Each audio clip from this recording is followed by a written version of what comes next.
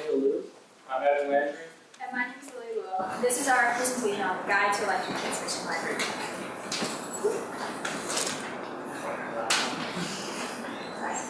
Electricity is one of the greatest inventions of the 20th century. Without it, we wouldn't have power, we wouldn't have lights, we wouldn't have air conditioning, and we wouldn't have this computer to watch this wonderful presentation. Electricity is typically distributed along an electric grid. The electricity originates at the power plant, where a current is generated and then the voltage is amplified through a step-up transformer.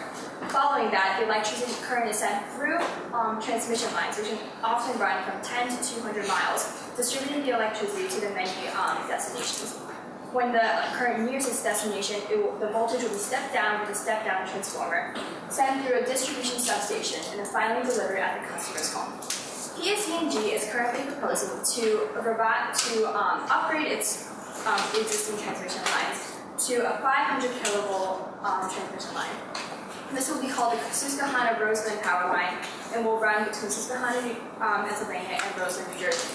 The high voltage is extremely advantageous because a higher voltage will lower power loss, which means less power is wasted as the current propagates along the transmission line. Alright, so electricity is one of the few utilities that demand constant perfection. So take highways for example. Highways aren't built so that there will never be traffic jams. They're just built so that for the most part traffic runs smoothly. But if once in a while there's a traffic jam, life goes on. But if electricity is broken for just a mere 30 seconds, then computers will lose important data files, alarm clocks will reset, and the world will be chaos. So that's why PSE&G is planning 15 years in advance for this line. And as we previously said, it's going to go from Susquehanna, Pennsylvania to Roseland, New Jersey.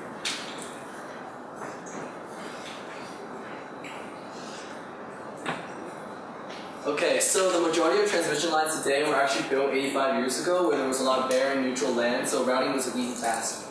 Nowadays, there's a lot of residential land everywhere in New Jersey, and there's scatterings of state and national parks everywhere. So it's really hard to route a line without angering at least one person. So over here we see the Stop the Lines website, which is dedicated to stopping this line.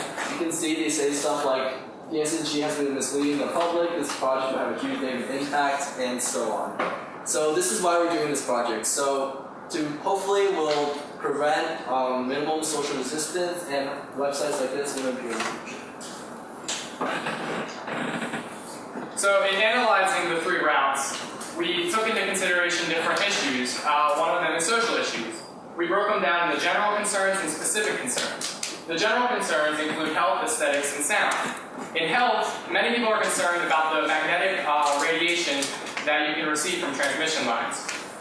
We did a lot of research in this, and it turns out that the electromagnetic radiation you receive underneath the transmission line is only about 40% of the electromagnetic radiation you get from a household microwave.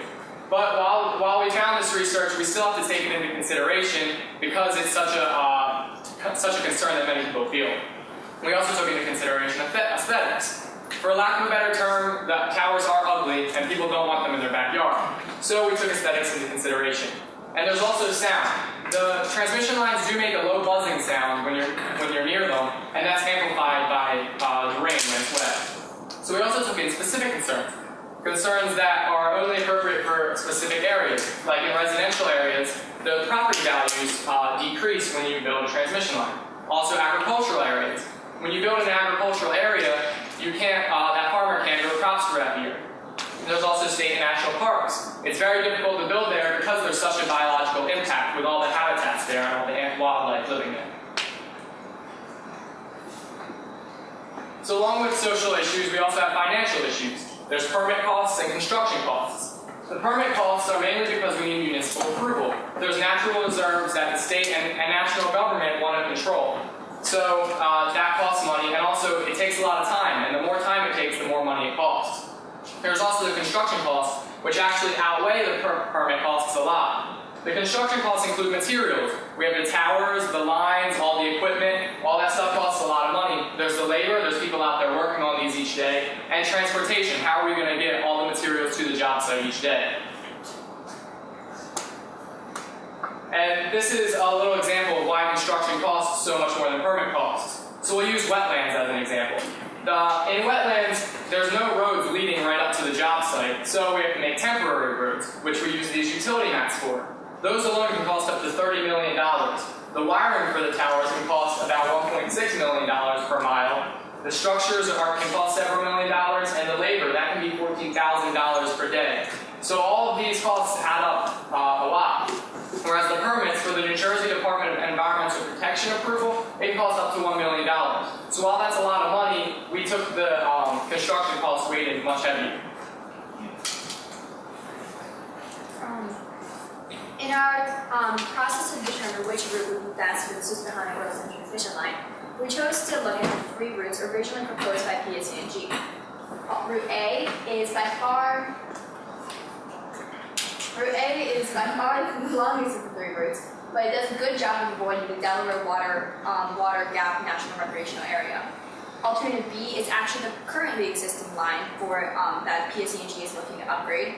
And alternative C is the shortest of the 3 routes and completely avoids all state and national parks. To determine which route would be the best, we had to analyze the many different types of land. These routes go through different types of land like residential areas or farmland, each of which have a different impact on social resistance and cost. So we gave each type of land a certain variable. Next, we attributed certain social concerns to each area. For example, residential property areas would be attributed to residential areas. Then we assigned a multiplicative factor to each concern. And we gave the more important and pressing issues, higher multiplicative values that would be weighted more. Then we put these multipliers together with variables to generate a formula that could be used to calculate the total social resistance that a specific route would generate. We plugged in all the mileages and values for each variable to calculate the total resistance generated by each route. Then finally, we repeated these 4 steps to analyze the construction and permit costs that each proposed route would generate. Okay, so we're just going to quickly run you guys through how we developed the model. In this example, we're going to use residential areas. So that's our variable. And in residential areas, we identified 4 major concerns: health, aesthetics, sound, and property values. And for each one, we gave it a value. A larger value would be a more negative impact, and 1.0 is neutral. So for health, as we previously said, it's not really an issue because it's about half as dangerous as a microwave. However, there's still the anxiety issue, so we gave it a low 1.2. Same with aesthetics, it doesn't really harm anybody, and after a while you do get used to it, but transmission lines are ugly and people do care about that, so we gave that a 1.2. Sound is even lower because the buzzing noise is only audible during rainstorms, and during rainstorms there's thunder, there's lightning, so there's other things to worry about than sound. Unfortunately for property values, however, we did some research and we found that they do decrease between 15 to 30% when there's a transmission line built near it. And this is unfortunately unavoidable because the market works on perception. And if people believe that these 3 issues are major concerns, then the prices will reflect that. In the end, we would just multiply all 4 factors to find the total factor for residential lands. We decided to multiply them, not add them. This is because we believe that as there's more factors per variable, the negative impact will increase exponentially just because there's so much negative concerns in one area.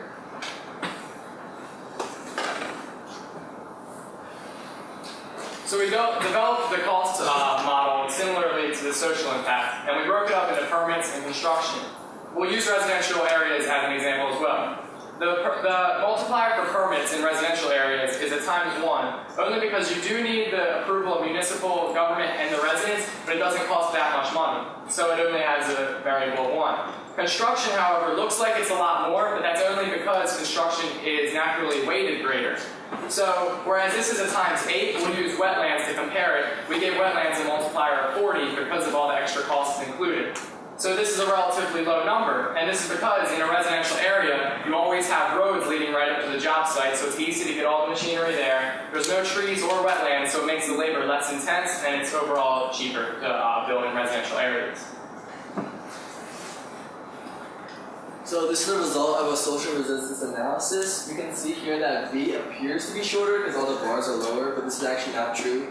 We only took into account the land that was actually had a negative impact. Route B and some of Route A and C all run through uplands right away, which is this neutral barren land, so we didn't take that into account for social factors. Just some highlights, you can see that Route A, it's kind of the worst in every single category, and same with, especially in national parks, you can see that both A and B have significant bars in national parks, but not C. If you go to the next slide, you can see that this whole area over here, this slide of land in the north, that's a national park, and both A and B go through it, while C kind of just meanders down low over here. And if you go back, you can see that all three of them do run through wetlands. This is unavoidable because all the wetland area is around this grassland area, so this is like the end point. So it's really hard to avoid the wetland area unless you're going to go like, all the way across and take a huge detour. So with the cost analysis, our graph includes the red portion of it, which is the construction cost, and the blue is the permit. So you can see how much more weight the construction cost has. You can also see that we included the other land category on the end, which is what we didn't include in social because we didn't include any land that didn't have a social impact. Whereas with construction, it still costs money to build in the non-social impact areas, so we included that there, and that's where B gets the rest of its land from. We also noticed that in national and state parks, you can see how tall the blue columns are in there, and that's for A and B, and that's because they go straight through the national parks, which costs a lot of money for permits. So that's why it's good that C can completely avoid those. It lowers the cost of C a lot. Finally, to determine which route was best for the Susquehanna-Roseland transmission line, we combined the social analysis with the cost analysis and came up with this graph. We found this graph extremely interesting because it completely debunked the myth that what's best for the public is always most expensive for the corporation. Alternative A generates a significant amount of social resistance and is also the most expensive for PSE&G. Alternatives B and C, on the other hand, both have generate around the same amount of social resistance and cost about the same for PSE&G. So we were left with a conundrum at the end of this analysis, whether Route B or Route C would be better for the Susquehanna-Roseland transmission line. So the verdict was Route B is the best option. And this is only because while Route B and C were so close, Route B is already built. So that's going to take away all the costs of plowing down new land. We also have to take down the land in Route B no matter where we build it. So Route B is going to be the best option. But we didn't take that into account until the very end because we wanted to create this model so that you can use it with any lines that you're building in the future.